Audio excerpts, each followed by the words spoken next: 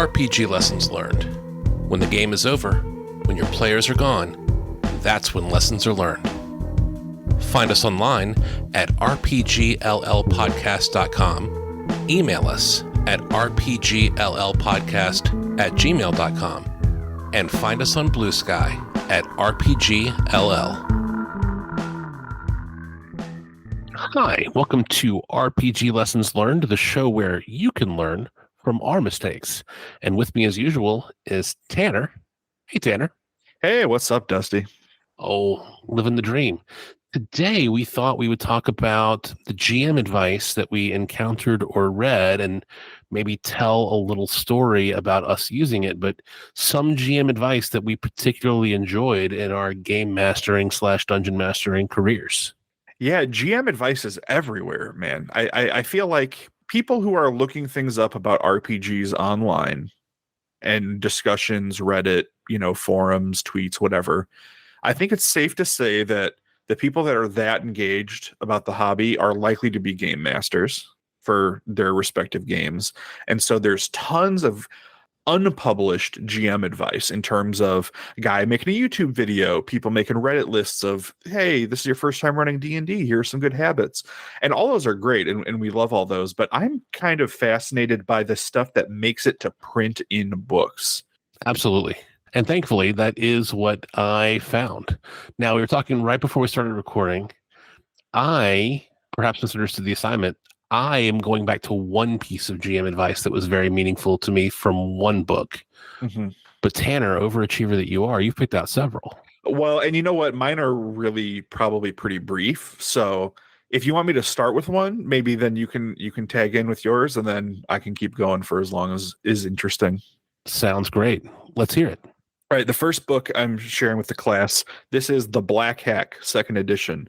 Love this game, love the Black Hack. And it was kind of my first re-exposure to OSR games or old school games after their arrival in sort of the mid-2010s. And me and you have talked about this before, so I'll keep it brief. But this piece of GM advice, there's not a ton of GM advice in the book. There's a lot of tools and stuff, a lot of great tables. But this one opened my mind and changed how I viewed games. A random encounter can be anything from a distant, suspenseful noise to a nearby deadly monster. They serve two major purposes. Firstly, they ensure that the game will always offer unexpected situations for players to tackle. Secondly, they reinforce the fact that the world the characters belong to exists beyond their own actions in it. That blew my mind to read, because I had the prejudice against random encounters that they were like something from a JRPG, from like Final Fantasy III, where you walking in a field and, there are 3 cougars attacking you now, and then you deal with that because combat's fun, and then you move on. And that's just not what they ever were, and that's not the philosophy around them. We've talked a ton about random encounters in the past, Dusty. What do you think? You've just blown my mind. I knew that I hated them when I first started playing, and I was basically like, I'm never doing this. And I knew that I've warmed up to them as a valuable piece of world building, but I didn't know why I initially hated them. And you're right.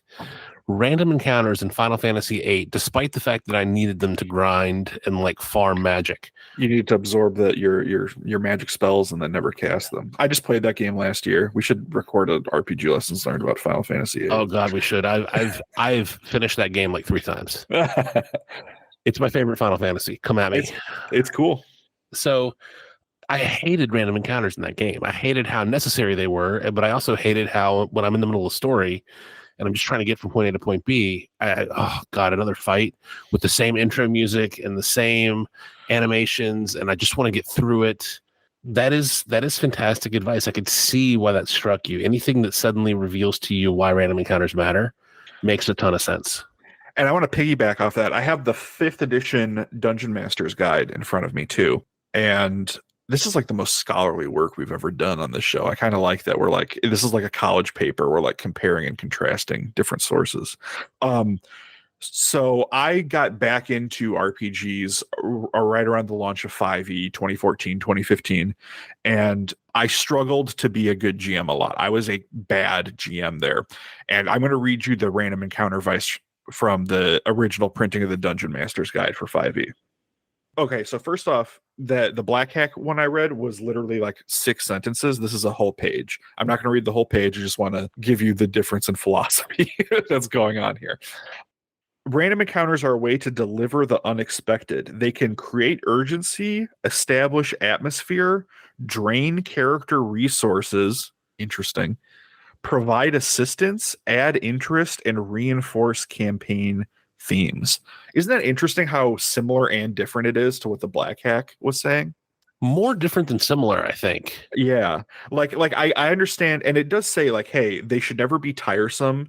You don't want them to feel like they're not making progress because another random encounter brings their progress to a halt. And not every DM likes to use random encounters, as opposed to the Black Hack, which says random encounters are a rule for the game. Here's why. That's fascinating. And random encounters are life. Yeah.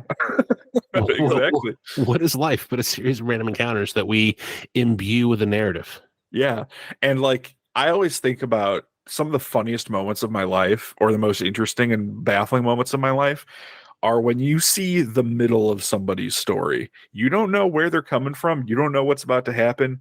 Maybe you see somebody on public transportation with no shoes on and bright pink shorts, and they're soaking wet, and it's a beautiful day outside. And you're like, this isn't the start. Something already happened to this guy, and something is going to happen to him after I leave. I don't know. And that's a random encounter, baby. You know, like the world is big. It exists outside of what you, the characters, are doing. And yeah, this was just so revelatory in terms of OSR gaming, like, and what function these old procedures, what they provide for the game. I've been playing D&D since 2008. And I only started rolling random encounters within the last, say, 4 years. Do you think it's an advanced skill in terms don't. of game mastery? Do you think that if Dusty now could go back to Dusty in 2008 and explain your revelations now, that Dusty 08 would get it? I do. I think if Dusty now can go back to Dusty 08, Dusty now would say, hey, buy a copy of the Rule Cyclopedia and run a survival horror game instead of a tactical encounter skirmish game. And I think I would have had a longer running campaign that I would have had an easier time prepping and would have enjoyed more. And I think that random encounters were core to the ethos, however you pronounce that word, of BECMI and BX and AD&D. They were core to the survival horror genre of D&D, not so much the tactical skirmish side of D&D. And to clarify, by survival horror, you mean your characters are in a hostile underground space with things that will kill them, and they need to solve puzzles and do stuff. You don't mean like Silent Hill 2 survival horror. I don't. I just mean like you've got you've got limited resources, and you're in a hostile area, and you're managing your resources, and you're exploring this area, and you're uncovering interesting stuff, and maybe you're making friends. Like, it's not all bad. It's like the movie Aliens. Yeah. You know, Newt is a random encounter, and they encounter this little girl who's figured out how to survive with these xenomorphs on this planet. That's an interesting random encounter. In fact, I don't want to spoil anything for you, Tanner, because I might run this adventure for you one day. I have written an adventure that has a literal dragon in a literal dungeon as one of my hex dungeons, as an intro into D&D. Because how few dungeons have dragons in Dungeons and Dragons? Brother, I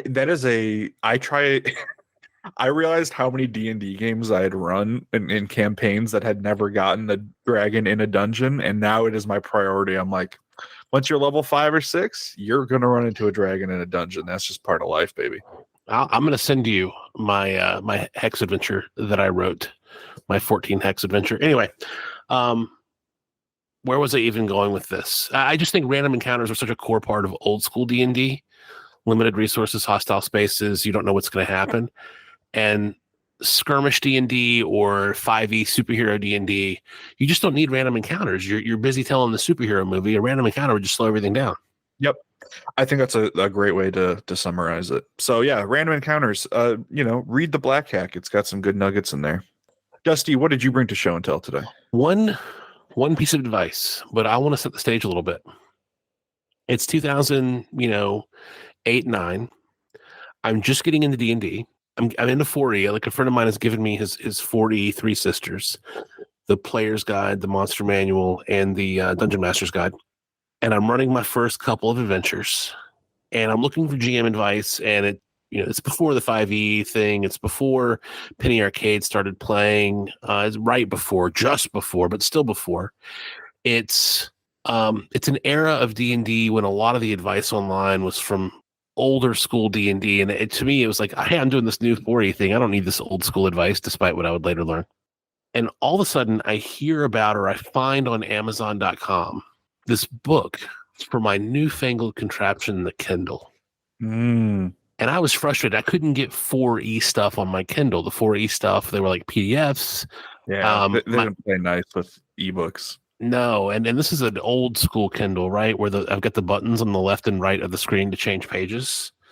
It's not like a touch screen. It's not pinch to zoom. There's none of that. So I can't load a PDF onto it and then like zoom in and read the multi-column layout. So this guy, Michael Shea, who goes by Sly Flourish, published a book called The Lazy Dungeon Master. And he put it on Amazon on Kindle. And it was, not graphics heavy. It was all text, and it worked beautifully in my e-reader. And I read the living hell out of it. And the piece of advice from that book, that book was very formative to me. And the piece of advice in that book, I'm going to read it to you. Ask your players what they want. And then I'm going to skip a few words. You don't need to do a focus group or a survey to find out if you're going to hit the mark with the story. All you have to do is ask your players if things are heading in the direction they want. After a few sessions in your campaign, ask them what sorts of things they want to do. They might come back with things like fight a dragon, or find old artifacts in ancient ruins, or kill Asmodeus. Take note of those things and add them to the fuel of the story. When the time is right, you can bring these things forward. Do it early and often enough, and you will have time to gently push the story in the direction they seek without simply reacting. Love that. That hit me like a ton of bricks. Yeah, that feels like a great summation of what we talk about how metagaming is good, actually. Absolutely. I was terrified to take this advice before I read it. Now, once I read it, I was like, oh, this is obvious. But before I read it, I thought being a GM was this, like, you had to maintain this magic, this secrecy. Every, at this time, every portrayal of being a GM I've seen is like mysterious. You're wearing a cloak, probably. Yeah, and you're not, everything, and the players don't know anything, and you're not letting them in on stuff. Like Mazes and Monsters with Tom Hanks. Like, there were not a lot of mainstream portrayals of D&D in media, and what there was made it seem like the DM doesn't tell the players stuff and doesn't confide in them because it ruins the story. And it's just so not true once you get into practice. Absolutely. So the moment I was like, oh, this is cooperative. It's cooperative storytelling. Of course I should ask them. And for me, the question, like, I perverted this advice. And if you've been listening to the show for a long time, you know what I'm going to say. Hey, what do you guys want to do next session? That question helped me prep so much better and less. And it makes it so underrated aspect of that. It kind of prevents railroading too. If you're asking the players what they want to do, and then you genuinely intend to prepare something in that direction, you're directly avoiding all the pitfalls of railroading a campaign. Like you're by definition pointing it in a direction they want. Yeah. Hey, what do you guys want to do next time? Well, we think we want to assassinate the emperor. What? Yeah, we think it would solve all these problems. Like, okay, next session, assassinate the emperor. Yeah, that's awesome. I went to retrieve. I have several books by Michael Shea on my shelf. I got a mix of these in a local game store, and I got a mix of them from like a lot on eBay, I believe. But I have his Return of the Lazy Dungeon Master, which I think is like a reprinting and update for kind of the 5e era, and the Lazy DM's Workbook, and Fantastic Adventures and Fantastic Locations. So this household is also a large fan of Sly Flourish. I don't like follow all of his blog posts or anything. Maybe I should, but he seems very D&D focused, which is probably where the bread is buttered these days for content creation. But yeah, I've got nothing but good things to say about at least what I've read by him as well. Absolutely. I had 3 books by him. I forget the exact names of them. One was just called DM Tips, and it was on Kindle. There's the Lazy Dungeon Master, which was most meaningful to me, and another one was like High Level Play. Mm-hmm. They were all 3 specifically about 4th edition, which I really appreciated. And I bought Tracy Hickman's XDM Extreme Dungeon Mastery, and that book pissed me off. We should do a review of it. Oh God, I hated that book. Is that a very classic, like adversarial kind of point of view? No, it just had advice that I was like, what? Like one of his advice was to buy Magician's Flash paper and learn how to like throw fireballs. And I'm like, what? No way. Seriously? Yes, I swear to God, that's in the book. Like learn sleight of hand is part of the book. And I'm like, no, like, I'm not interested in that. You know what? Oh man, keep talking. I want to look something up. But the reason it's so funny that you brought up Tracy Hickman, because this whole thing was actually inspired by a piece of something I read that was purportedly from a Dragonlance adventure as DM advice. I'm going to look this up. You keep going. It appalled me. Another piece of advice that he had, I mean, I'm sure it's objectively true from a game designer standpoint. I just wasn't ready to hear it. Is he's basically like, hey, leveling up is bad, and essentially the rules. If the players roll a 17, they succeed. And that's the only rule you need to know. And I'm like, no, like the game has rules. As a DM, I'm going to lose my players. We're going to lose our trust in each other and the trust it takes to build a story if I'm just like hand waving stuff and saying, you rolled a 17, it's fine, you made it. Once we stop recording, I'm going to name names and tell you a truly appalling piece of advice I heard that was similar to that from, never mind. Anyway, so I found this piece of text out of context, reportedly from a Dragonlance book. It feels like it's from a Dragonlance book. I don't know if Tracy Hickman wrote it. I don't know if it's really from a Dragonlance book, but this piece of advice that I found, it was the inspiration for this episode, Dusty. So let me read it verbatim. This is from an adventure of some sort. Though this adventure follows a fairly set storyline, part of your job is to mask this from the players. When only one choice out of several will advance the PC along the adventure, use your wiles to subtly make that choice the most logical, most appealing one for your players. Only you can do this, as only you know how to best tantalize your players and group of gamers. This is a test of your skills as the DM to keep your players interested and make them believe that they are free to make any choice they wish. While reading this adventure prior to play, note the various methods given to the text for steering wayward players back to the story, the white stag, etc. Make a list and add a number of your own. As you use each one during the adventure, cross it off. Try not to use the same method twice. Also, don't let your players get the impression that no matter what choice they make, you'll steer them back on course with no harm done.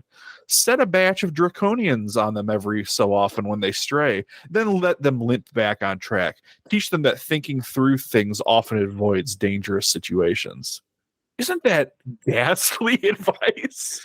It makes it seem like you as the DM are a smarter, better, parental, paternal presence at the table, teaching these foolish, less civilized, less knowledgeable players how to live life. It's so bad. Just the tone is so gross. Even, oh my God. I read that and I was like laughing out loud. I'm like, this could not be. I mean, but that's the big change that D&D kind of went through between, BECMI era and then like you got into eras like Dragonlance where the adventure has a story and you are merely a player reading your lines in the story. You know what I mean? Like strange times, man. And to be clear, like I don't love everything about BECMI. I don't know. The more I learn about all aspects of D&D, the more I can find pieces I can use for my personal flavor. While you were talking, I pulled up XDM on my Kindle app on my phone from where I bought it, 10 or more years ago. Yeah. The flash papers in chapter 11. Okay. Chapter 11, Devil's Touch, pyrotechnics and other ways to make the fire department mad. Flash paper. aka burning carpet. The XDM arsonist's best friend is flash paper. It's great stuff. It feels a bit like rough tissue paper and can be folded and written on. When lit, it bursts into bright flames, leaves no residue, and is spectacular to see. You can find flash paper at any good magic shop. They sell it in large sheets and little packets. Uses for flash paper. You can wrap flash paper around things like playing cards, coins, glass, etc. The flash paper will burn, but the object will not. You can buy a flash paper launcher. Yes, they exist. What the hell? And it goes on. And then there's a section about flash cotton and flash powder and black powder. And yeah, bring the ATF to your table. That is so okay. So in their defense, they did bury this in chapter 11. So maybe this isn't like the first piece of DM advice that they would give out, but like, wow, I was gonna say what a waste of paper to print that, but I guess it's a Kindle book that can put anything in there. But man, just like completely missing the point of what. God, could you imagine if someone's can you imagine if you went to like a corporate conference about presentation? They're like, God, I've got to learn how to make better PowerPoints to keep my clients engaged. And like a street magician is there teaching them how to pull scarves out of it. Oh my God. I was so bummed. Like, remember, I got into D&D really late in life. Yeah. And to me, the Hickman name, like my God, Ravenloft. Like the Hickman name carried so much weight. And I was so like, I read Sly Flourish's stuff and I'm like eager for more GM advice on my Kindle that I can read wherever I am with my Kindle. I loved my Kindle. God, I love my Kindle. I don't love Amazon anymore, but I love my Kindle. And I buy this XDM book and everything about it just made me so mad. That if I didn't have limited time on this earth, it would be so fun to try to run a session as close to those XDM principles, whatever they may be, are, and to see if that game was good. That seems like something that'd be fun at like a convention when he's revealing a secret note or something like that. It like, I don't, but like what? Okay, well, you just like totally short-circuited my brain with the flash paper stuff. That's awesome. Sorry, bro. No, it's okay. So I'll let you decide what you want to hear for my final piece of published advice. I've got another thing I would love to talk about in the D&D 5e DM guide, or I could talk about a couple things from the 4th edition Legend of the Five Rings RPG. Ooh. Which would you rather hear about? Let's go Legend of the Five Rings. Okay.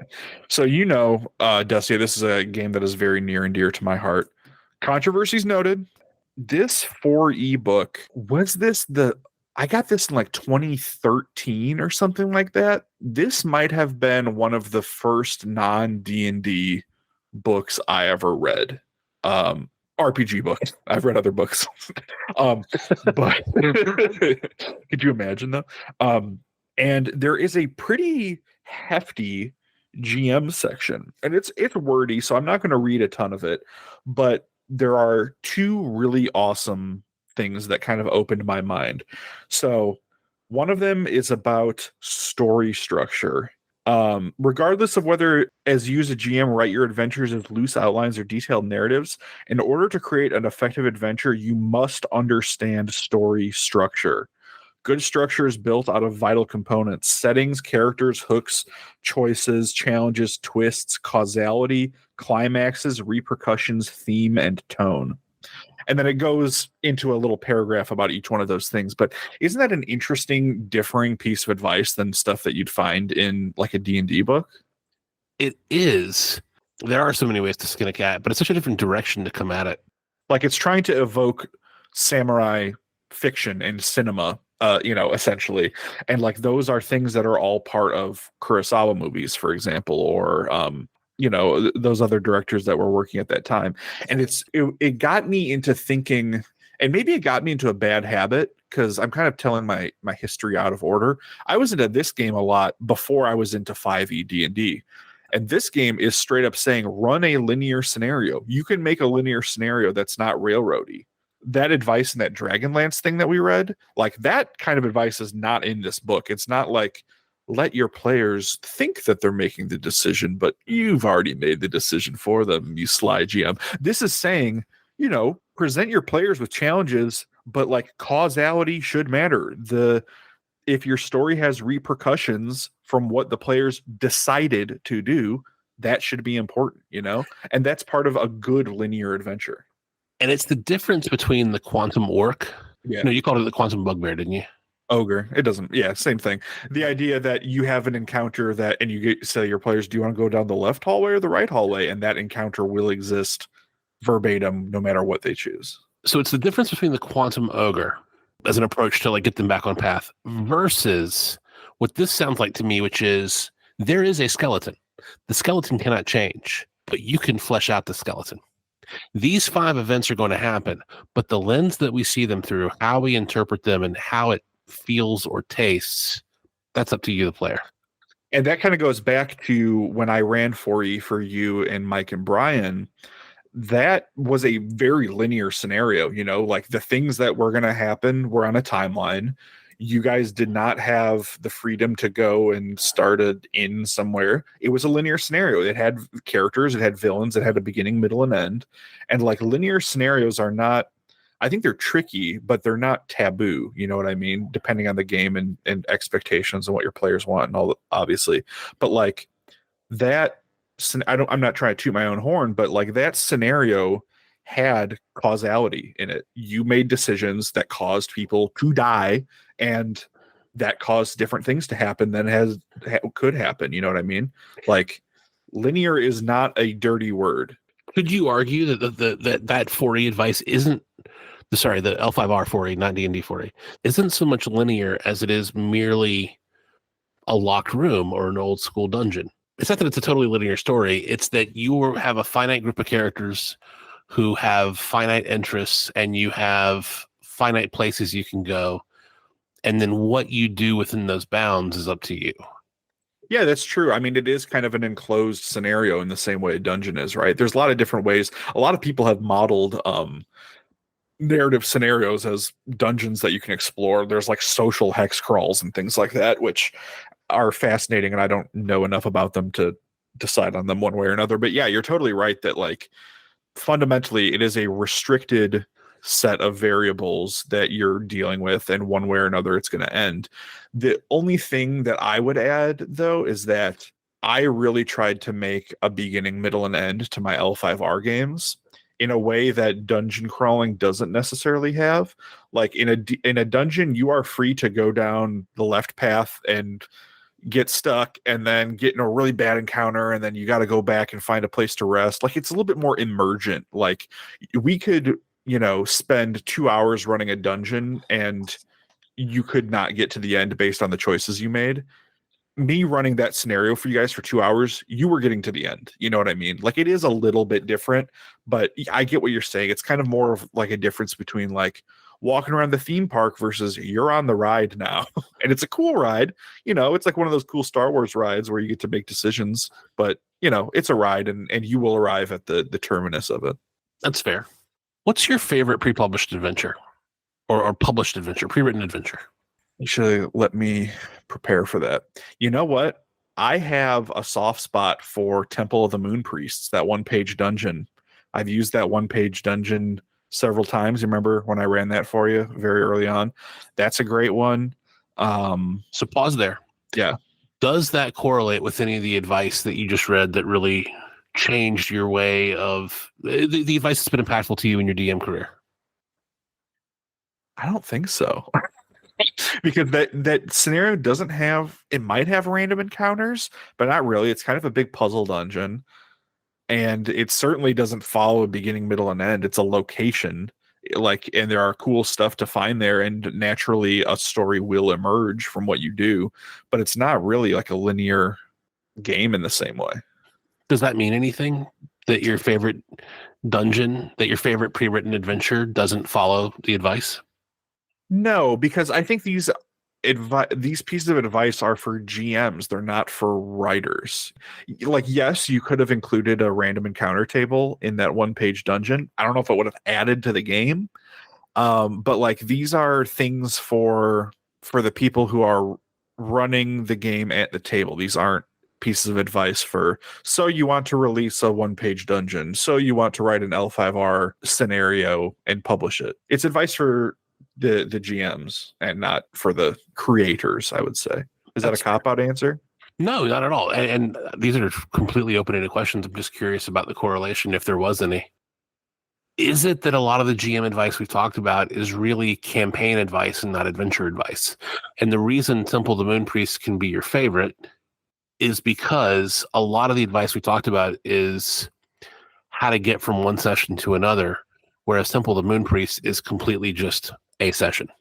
Yeah, I think the GM advice tends to be a little bit more meta, right? It's here's how to structure an adventure. Here's how to get your players in a very metagame way, like interested in what you want to prepare next. It's not here's how to have a cool dungeon. They overlap, but they're not quite the same. A lot of the advice is more larger scale, step back meta advice. And a lot of my cool favorite adventures are my favorite adventures because of the very cool, tiny, specific things in them. What do you think about that book, So You Want to Be a Game Master, by the guy who did, what's the name of that blog? Oh, the Alexandrian. What do you think of the book? You know what? I've been reading the Alexandrian for a long time. I found that he had a couple of good pieces of advice for a newbie game master. There's a lot of great stuff on his site.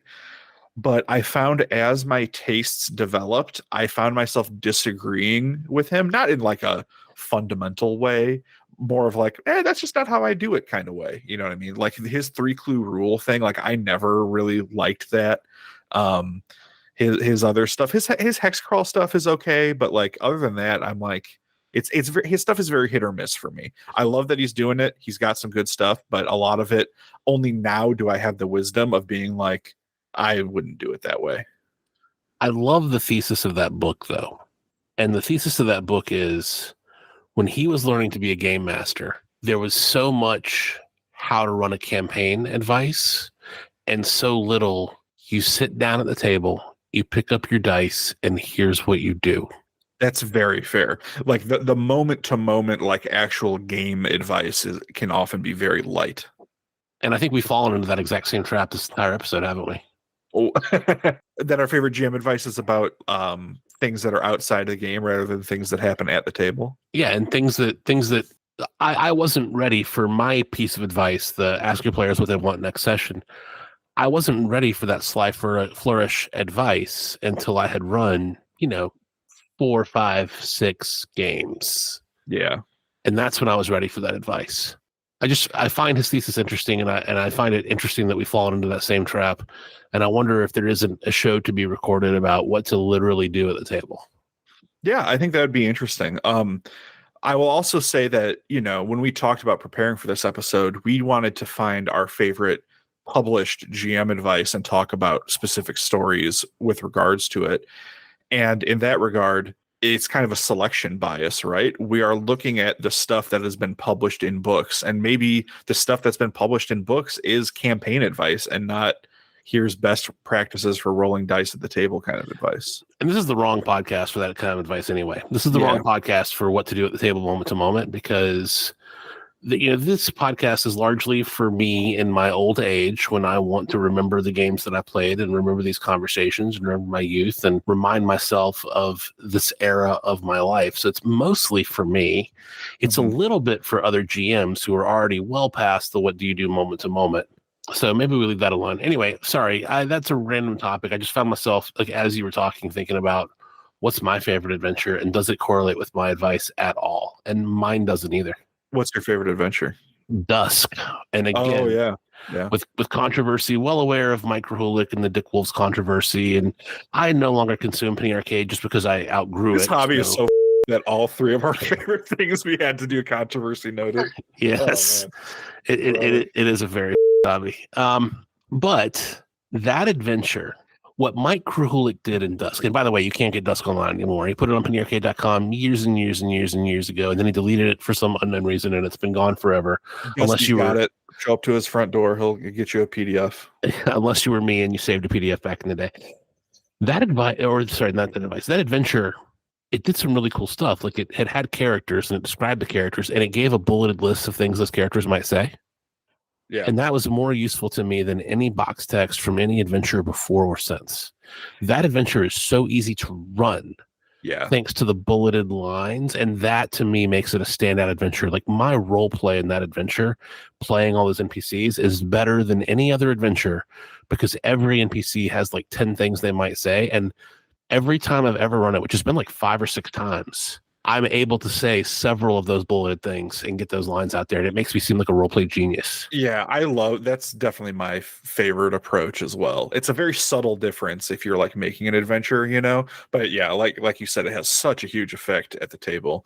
I think it's interesting, and we don't have time to unpack this for this show, but our last show talking about why 4E D&D is so great and what it works at, and then Dusk is like this very moody, somber investigation with a bet. Like, are there cool tactical scenarios in Dusk? Is that there's a really dumb scenario with some wolves that's clearly there just to have one of the combat encounters, a random encounter, if you will? Yeah, I mean it's going to happen, but yeah, sure, it's quote unquote random. But there's a great little tactical scenario that's a cart chase. Right. Mike Krahulik wrote his own rules around, spurring the horses on and steering right and steering left, and these, your cart's chasing this other cart, and it's a high speed chase.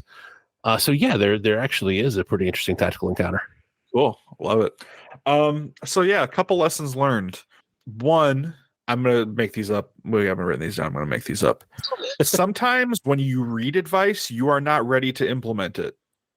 How many times have you read and flipped through a piece of instructions on how to assemble an IKEA furniture and you don't understand what it means until you get to that step? Or like Legos or stuff like that. Like, you need the context to implement advice. And like, so many people read self-help books, like the same book once every 5 years, because their life and their perspective has changed and different things mean different things to them at the same time. I think GM advice is the same way. Like, you can read advice of being like, oh yeah, play should be emergent. It shouldn't be, railroad. And you might not be ready to understand and implement that advice until 5 or 6 games have been run. So if you read advice and it doesn't make sense, or if you think you understand it, you probably don't. And that's okay because you're learning. Second lesson learned, and I'll phrase this in 2 ways, like Rocky and Bullwinkle style. The first way I'll phrase it is Tracy Hickman. And the second way I'll phrase it is, there's nothing more subjective than play. So if you find yourself disagreeing with a towering voice in the industry, who cares? Disagree. Yep. You're playing. It's subjective. It's all about taste. Yeah. It's all about what you enjoy. If Gordon Ramsay likes the worst cheese on the planet and you taste it and you're like, this is gross, you're not going to castigate yourself for not having sophisticated taste like Gordon Ramsay. You're just going to be like, man, that cheese is nasty. I'm just going to stay over here with my Munster that I love. Yeah. It's subjective. Disagree with the greats. Disagree with the Tracy Hickmans. Don't be afraid to. And then a lesson learned number 3, and this is maybe the most important lesson that I think we have ever said on this show. Most magician shops will have flash paper. You can go get flash paper and you can make your game better. Just more flash paper. If you're stuck, use a flash paper. I don't think I've ever walked past a magic shop. I don't think they exist anymore. Where does he live that there's magic shops? Halloween Town? I don't know. All right, we went way off script because I got really fascinated with this whole adventure thing, and I took us down a wrong path. But no, it's all right. I think it was a valuable conversation, and we learned all about flash paper. We're going to leave it in. All right. Thank you for listening. You know what? For this episode, double thank you for listening. Thank you. People call them reviews, postmortems, retrospectives. We call them lessons learned, and we're sharing ours with you.